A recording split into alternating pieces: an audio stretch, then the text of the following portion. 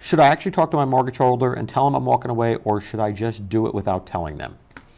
This is a tough one.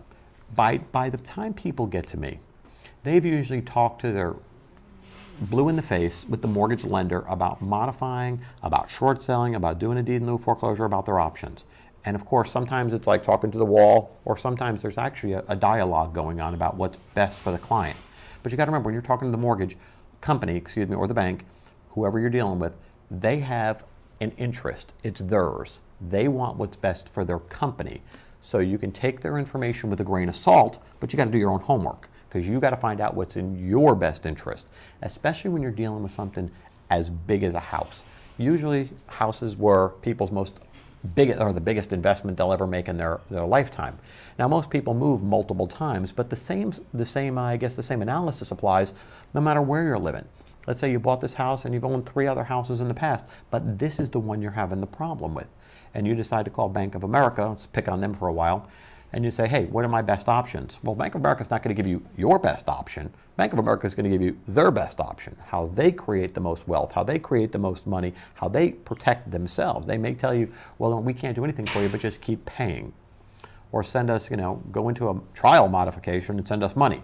We're not going to apply it to your principal and interest. We're going to put it in a suspense account. They don't tell you that, but they do it. And then people come to me and say, how come they didn't put it in to principal and interest? I said, well, you're not making the full payment, so they're just going to sock it in a suspense account and wait, and then not send you the permanent modification papers, and then tell you, well, you screwed up, you got to get out. No reason, but you screwed up and you got to get out.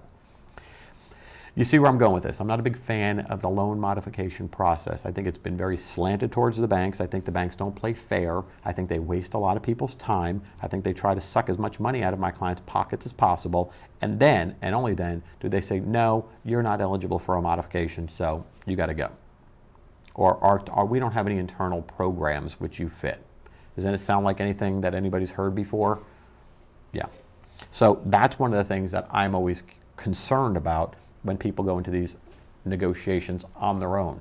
Again, because I'm an attorney, I don't have any special magic pills or any special bullets that I can use against these mortgage companies. They're going to treat me just like they treat you. Send me the documents, send me the documents, send me the documents. I didn't get the documents, I didn't get the documents, I didn't get the documents.